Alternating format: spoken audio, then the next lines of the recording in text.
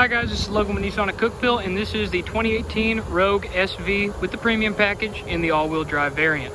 Starting off, this vehicle is powered by a 2.5 liter four-cylinder engine, making 171 horsepower and 175 foot-pound of torque. With the all-wheel drive variant of this vehicle, the fuel economy is going to be somewhere in the range of 28 to 29 miles per gallon on your total average. With that being said, this vehicle's got tons of equipment on it, and I'd love to go ahead and get started for you guys. With that being said, one of my favorite things about this particular vehicle is actually going to be the fact that it has remote start. Very, very easy to use system. All you have to do is on the key fob, press the lock button, double click and hold your remote start button for 5 seconds, and the vehicle starts right up.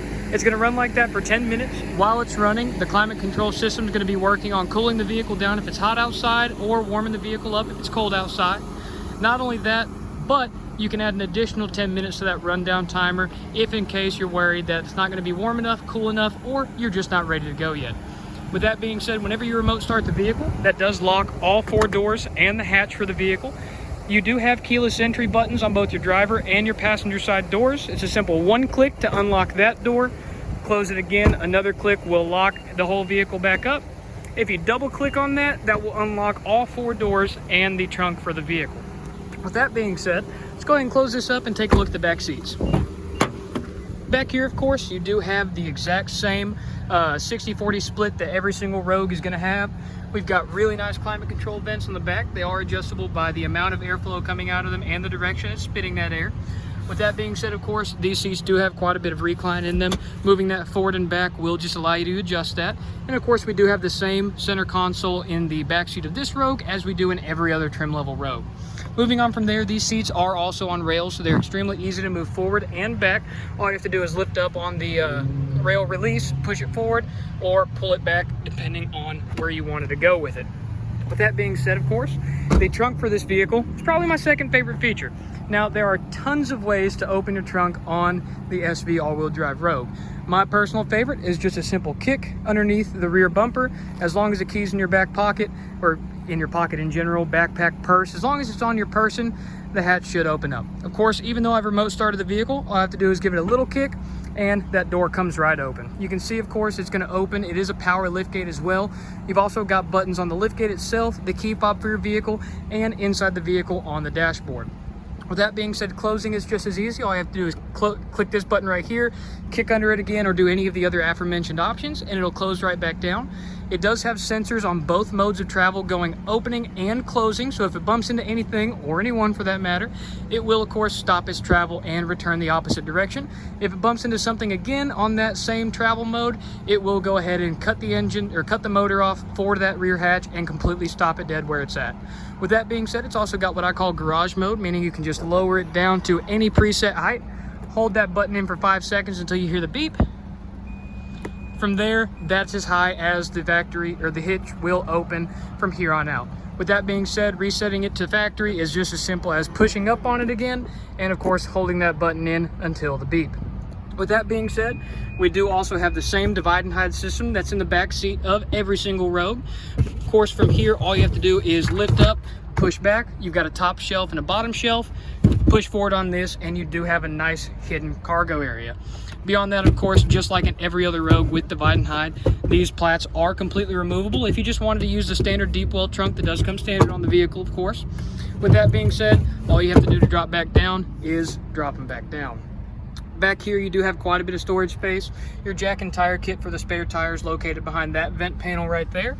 And of course, you do also have a 12-volt power supply right back here as well. Go ahead and point out all the different tie-down locations points. You've got one right there in that corner, that corner, that corner, and this corner back here as well. That's 4 across the back seat of the vehicle, meaning that no matter where you're storing things or what you're storing, you're going to be able to tie it down and make sure it's nice and secure in the trunk of the Rogue. Go ahead and close the trunk real fast and we can go ahead and get started on some of the features the inside of this vehicle has. Even though I remote started it, you do still have to push on the brake and the start button in order to engage the rest of the vehicle. Let's go and do that real quick. The climate control is going to calm down to what we had it last set to. In this case, it was turned off. Let's go ahead and turn that on and get some AC going in here so I don't die of a heat stroke. Moving on from there, of course, the same easy to read gauge cluster that you're super familiar with the rest of the Rogues that we've taken a look at. Beyond that, of course, your same advanced drive assist displays on here, except this vehicle does have the addition of the all-wheel drive display, meaning you can in fact show exactly which percentage of power you're setting to your front and rear wheels on this vehicle.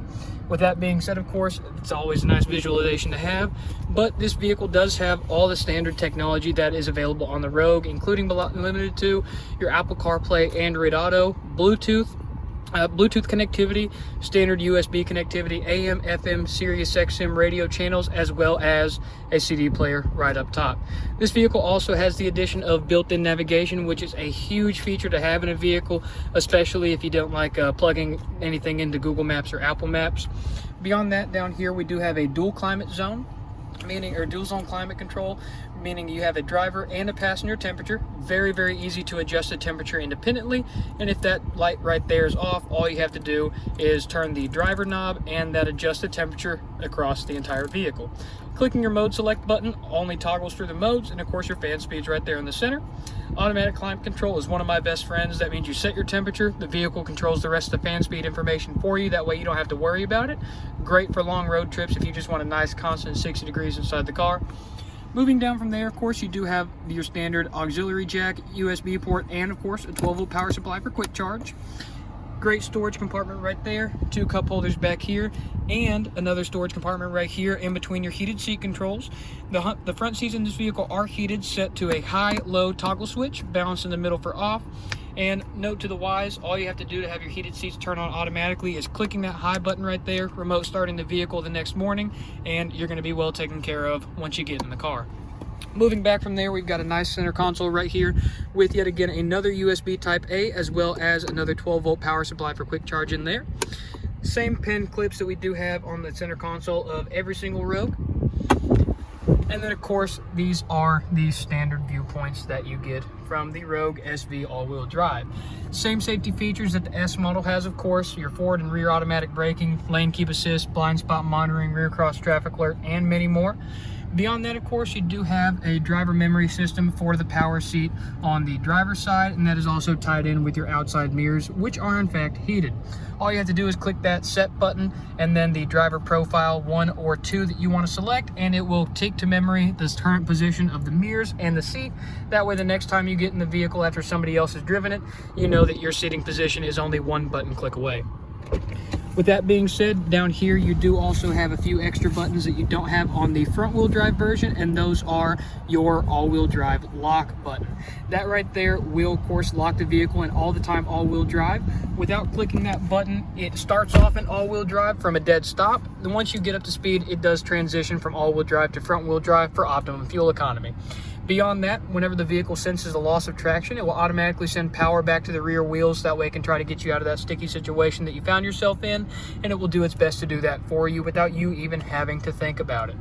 Beyond that, down here you also have a heated steering wheel button, as well as a sport and an eco mode button, all 3 of which are awesome features to have, especially the heated steering wheel if you've got arthritis or it's just going to be cold.